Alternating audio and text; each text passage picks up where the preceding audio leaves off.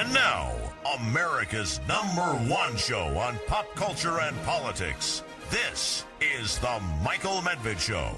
And another great day in this greatest nation on God's green earth, where the great president of this great nation is attacking Republicans for being flat earthers, for being people who do not believe in the future, who only believe in the past.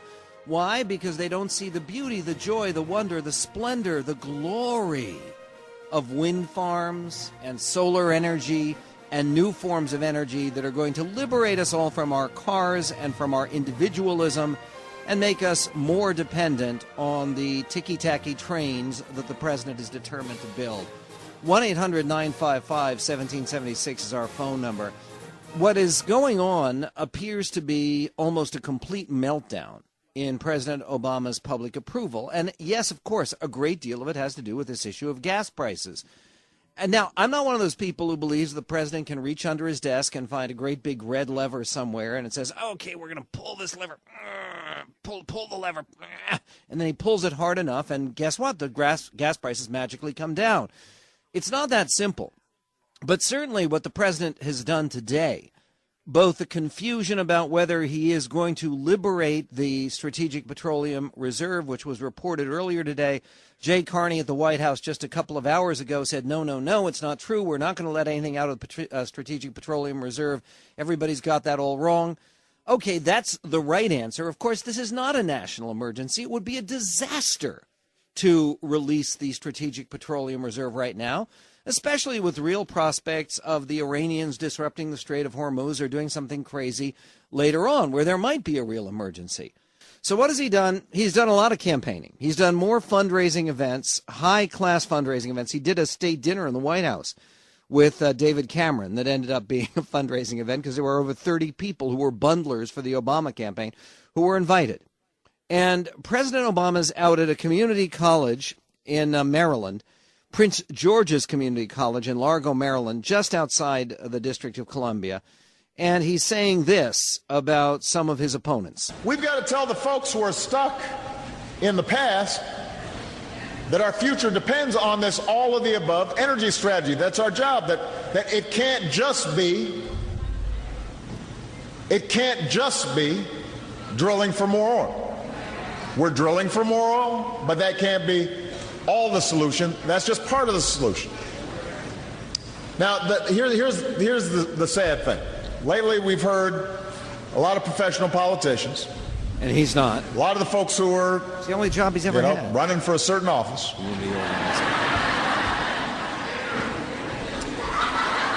Who shall go unnamed. Okay, and then he continues about those evil people. They've been talking down new sources of energy. They dismiss wind power.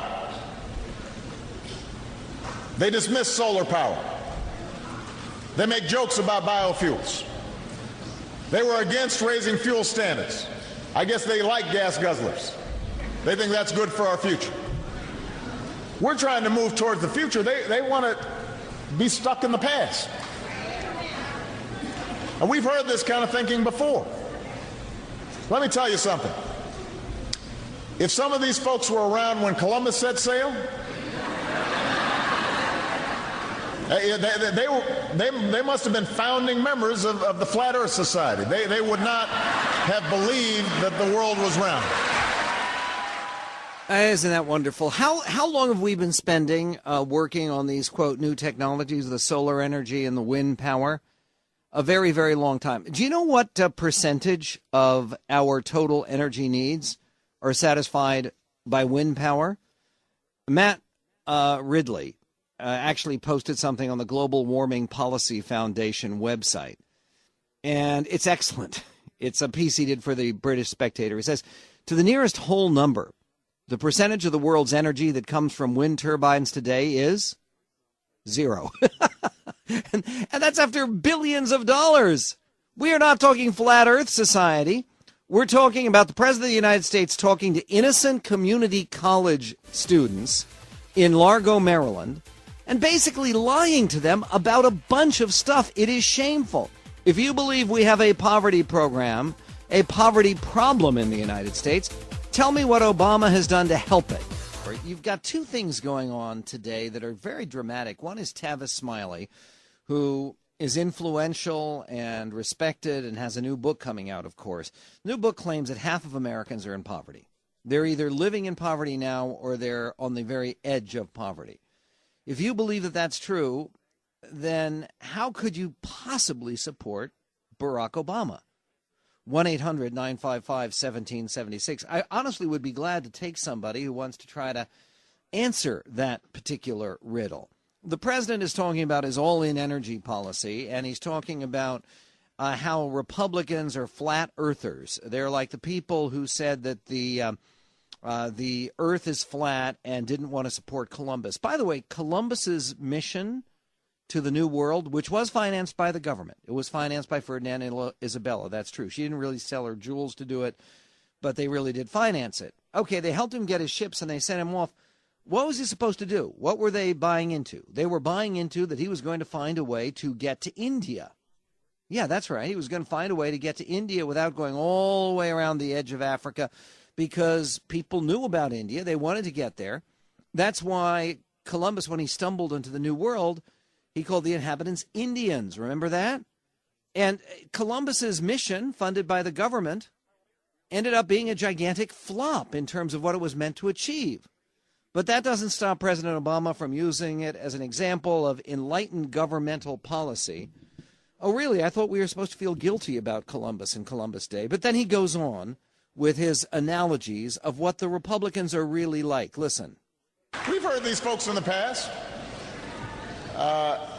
They probably would have agreed with one of the pioneers of the radio who said, television won't last. It's a flash in the pan. But one of Henry Ford's advisors was quoted as saying, the horse is here to stay, but the automobile is only a fan. There have always been folks like that. There have always been folks who are the naysayers and don't believe in the future and don't believe in trying to do things differently. You know, one of my predecessors, Rutherford B. Hayes, reportedly said about the telephone, it's a great invention, but who would ever want to use one? You know, that's why he's not on Mount Rushmore. Because all right, can we stop? He's looking backwards. He's not looking forwards. Can we stop that right there? I mean, I understand that Rutherford B. Hayes was a Republican, right? But in truth, I heard this and I thought, what the heck is the President of the United States talking about? Because I remembered, and I actually wanted to check it, President Hayes installed the first White House telephone, and I have the information right here in front of me. He installed it on May 10th. That's right, May 10th, 1877. He embraced the new technology. This is about as reliable as everything in Obama's speech. I mean, can you imagine if some Republican, if Mitt Romney, for instance, just made up out of whole cloth some kind of stupid thing attacking a previous president? So that's why he's not on Mount Rushmore, because he didn't think the telephone was a good invention. He actually thought the telephone was a great invention. He put it in the White House. I mean, you will see, by the way, anyone who does minimal fact-checking, either in the White House speechwriting shop or in the press, ought to just say, wait a minute. All of this stuff that the president is saying about past inventions is about as accurate as what he's saying about current inventions, like wind power that don't work, like light rail that is never used. All the stuff that he's in love with, why is he in love with it? It's crony capitalism. So he can give more and more government money to the kind of people he had a dinner at the White House last night, the kind of people who are providing $500,000 each to his campaign because they're bundlers for his super PAC. 30 of them last night to have dinner with the Prime Minister of Great Britain, a much more worthy leader named David Cameron. President Obama continued. He's explaining why we can't do something. Hayes, instead of why we can do something. Hayes never did. The point is, there will always be cynics and naysayers and liars who just want to keep on doing things the same way that we've always done them. They want to double down on The same ideas that got us into some of the mess that we've been in. But that's not who we are as Americans. See, No. America's always succeeded because we refuse to stand still. We put faith in the future. We are inventors, we are builders, we are makers of things. We are Thomas Edison, we are the Wright brothers, we are Bill Gates, we are Steve Jobs. That's who we are. Okay, why doesn't he go off and start a private company? Seriously. If that's what he wants to do, by the way, all the people he's mentioning, Alexander Graham Bell, who invented the telephone and got it installed in the White House under President Hayes in 1877, Bell didn't have some government program. He didn't have some handout from the previous administration, the Grant administration. I mean, the Wright brothers didn't have a government grant. The telephone was not developed with government money. Henry Ford didn't work with government money, for goodness sake. I mean, this idea that somehow all this history of American invention is because of the government is a load of horsepucky. It is. It's just dishonest. And yes, you could say that the government had some role in developing the internet. But Steve Jobs building Apple, Bill Gates building Microsoft with government grants? Really? You think so? If you think so, you're wrong. Or you're lying like the President of the United States. You destroy technological progress if you have the government appointing winners and losers. This brilliant piece by Matt Ridley, and it's a very, very good piece. Matt Ridley's a good writer. And he says, to the nearest whole number, the percentage of the world's energy that comes from wind turbines today is 0, despite the regressive subsidy, which pushes old people into fuel poverty while improving the wine cellars of the grand estates, despite tearing rural communities apart, killing jobs, despoiling views, erecting pylons, felling forests, killing bats and eagles, causing industrial accidents, clogging motorways, polluting lakes in Inner Mongolia with the toxic and radioactive tailings from refining neodymium, a ton of which is in the average turbine. Despite all of this, the total energy generated each day by wind has yet to reach even 0.5% worldwide.